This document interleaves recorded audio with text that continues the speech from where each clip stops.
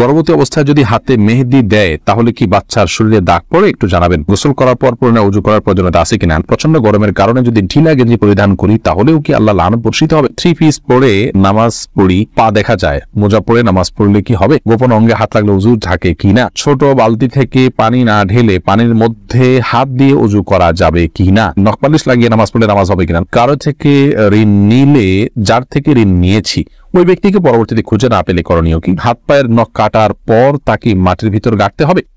হাসিবুল হোসেন জানতে চেয়েছেন গোসল করার পর পুরনো উজু করার প্রয়োজনীয়তা আছে কিনা? না, গোসল যদি সুন্নাহ সম্মত করে থাকেন আলাদা উজু করার কোনো প্রয়োজন নাই। 2 হাত কবজি ধুয়ে, কুলি করে, নাকে পানি দিয়ে, মুখ ধুয়ে, হাত ধুয়ে, মাথা মাসে করে তারপরে গোসল শেষ করে আসলে পা ধুয়ে চলে আসবেন।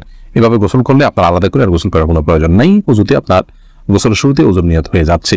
এস আলম আপনি আইডি থেকে জানতে চেয়েছেন গোপন অঙ্গে হাত লাগলে উজু ঝাঁকে কিনা? আমাদের দেশে উলামায়ে কেরামের মতে, বাহানাই মতে উলামায়ে কেরামের মতে গোপন অঙ্গে হাত লাগলে উজু ভাঙবে না।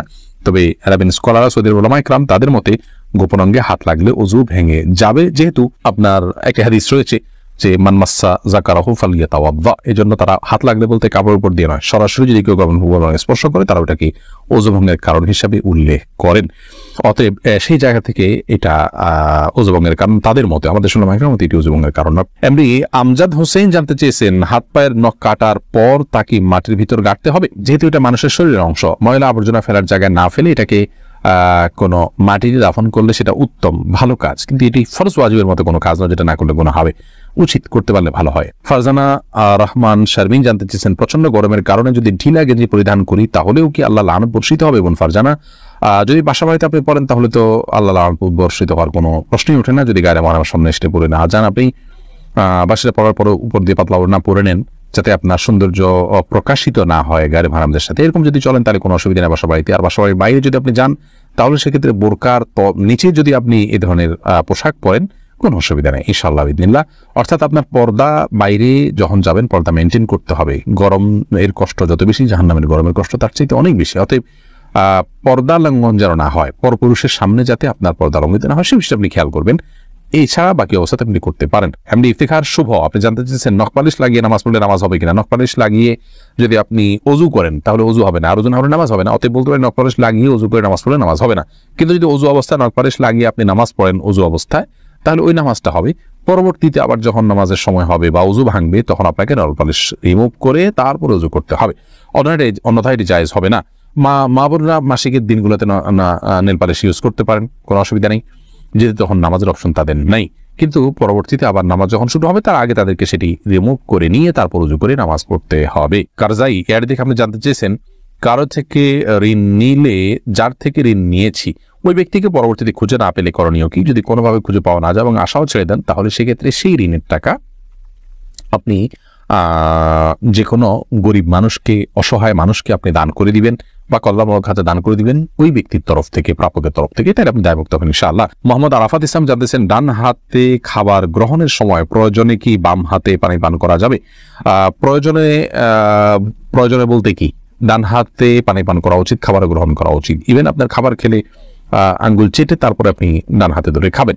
যদি আমাদের ওলামায়ে কেরাম বলেন যে বাম হাতে আপনি পানির পাত্র ধরলেন, ডান হাত দিয়ে ঠেক দিলেন, তার মানে 2 হাত ধরে খালেন, এটা জায়েজ আছে, এটা একটা পন্থা মাত্র।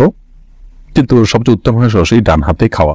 সেক্ষেত্রে খাবার লেগে যাওয়ার যে ভয় থাকে গ্লাস ইত্যাদিতে, সেটা থেকে বাঁচার জন্য আপনি পরিষ্কার করে নেবেন, আলতো করে ধরবেন।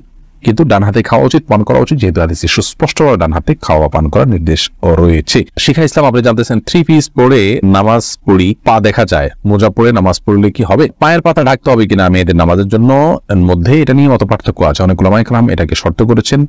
আমি ব্যক্তিগতভাবে এই মতটা চাইতে যারা বলেন যে পায়ের পাতা, পাতা বলতে পায়ের পাতার তলের অংশ এটা ঢাকার শর্ত দিয়ে থাকেন, তাদের মতটাকে আমি সমর্থন করি না।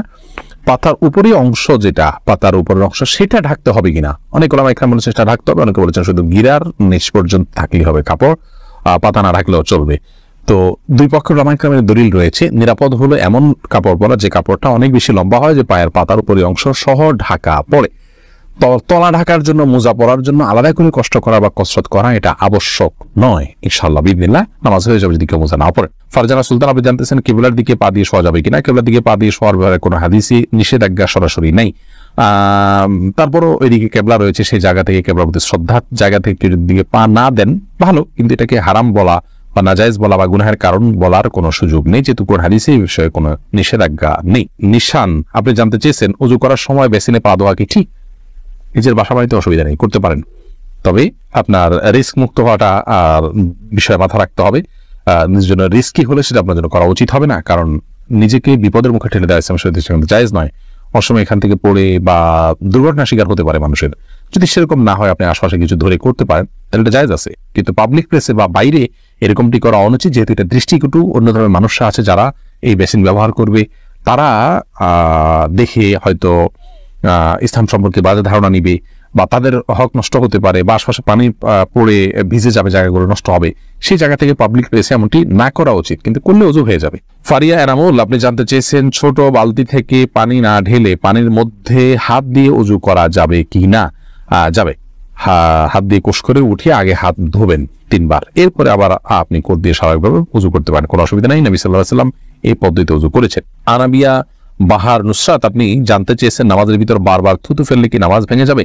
নামাজের ভিতরে বারবার কেন থুতু ফেলবেন?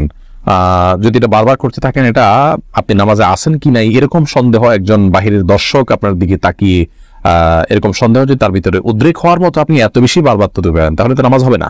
আর যদি এরকম না হয়, তাহলে এটা নামাজের হয়তো আপনি মাঝে মধ্যে ফেললেন, কিন্তু নামাজের যে ভঙ্গিমা আছে সেটার মধ্যেই থেকে ফেললেন, তাহলে আপনার নামাজ হয়ে যাবে, কিন্তু তাতেও নামাজের অঙ্গহানি হবে, মান নষ্ট হবে। মাঝে মধ্যে আপনি বাধ্য হলেন ফেলতে, সেটা যদি আপনি ফেলেন যথাযথ উপায়, যেমন আপনি টিস্যুতে ফেললেন, মুখে পোকা ঢুকে গেছে কথা বা যদি কিছু, সেটা জায়েজ আছে, কিন্তু প্রায় বা বারবার এরকম করা উচিত নয়, জায়েজ নয়। লালপুরি আড়ি থেকে আপনি প্রশ্ন করেছেন গর্ভবতী অবস্থায় যদি হাতে মেহেদি দেয় তাহলে কি বাচ্চার শরীরে দাগ পড়ে? একটু জানাবেন। বোন, এটি সম্পূর্ণ কুসংস্কারের জন্য একটি বিশ্বাস। আমাদের দেশে অনেকে এরকমটি মনে করে যে গর্ভবতী অবস্থায় যদি গর্ভবতী অবস্থায় যদি এরকম কোনো কিছু করা হয়, মেহেদি হাত দেওয়া হয়, তাহলে সেক্ষেত্রে বাচ্চার ক্ষতি টতি হয়। এগুলো সম্পূর্ণ ভুয়া কথা, ভিত্তিহীন কথা। এগুলো বিশ্বাস করা ইমানের সাথে সঙ্গতিপূর্ণ নয়, শিরকে আসগার হয়ে যেতে পারে এই ধরনের বিশ্বাস। অতএব এই ধরনের বিশ্বাস আমাদের রাখা উচিত না, কোনো রকম ক্ষতি হবে না ইনশাআল্লাহ বিদিনিল্লাহ। আকলিমা আখি, আপনি জানতে চেয়েছেন মুসলমান মেয়েরা ধুতি সালোয়ার পরতে পারবে কি না? এটা পরা উচিত নয়। ধুতি যেহেতু হিন্দুদের একটা ধর্মীয় পোশাক বলা যেতে পারে, হিন্দুদের একটা কালচার, সেই কালচারের অনুকরণ মুসলমানদের জন্য করা জায়েজ নাই। মুসলমানের জন্য অন্য আপনার মুশরিকদের বা আল্লাহ প্রতি যারা বিশ্বাস রাখেন না, সেই সমস্ত মানুষদের সংস্কৃতির অনুসরণ করা জায়েজ নয়। সেই জায়গা থেকে ধুতি সালোয়ারটা যেহেতু অনেকটা ধুতির মতো, আপনার পায়ের দিকে একটু উঠে থাকে ধুতির মতো, এটা একজন মুসলমান নারীর জন্য ব্যবহার করা উচিত না। এটা অমুসলিমদের সাথে সাদৃশ্য গ্রহণ করা। নবী সাল্লাল্লাহু আলাইহি ওয়াসাল্লাম বলেছেন মান তাশাব্বাহা বিকওমিন ফাহুয়া মিনহুম, যে ব্যক্তি কোনো জাতির সাথে সাদৃশ্য গ্রহণ করছে তাদের অন্তর্ভুক্ত। আবু দাউদে বর্ণিত হাদিসের আলোকে এটি করা উচিত।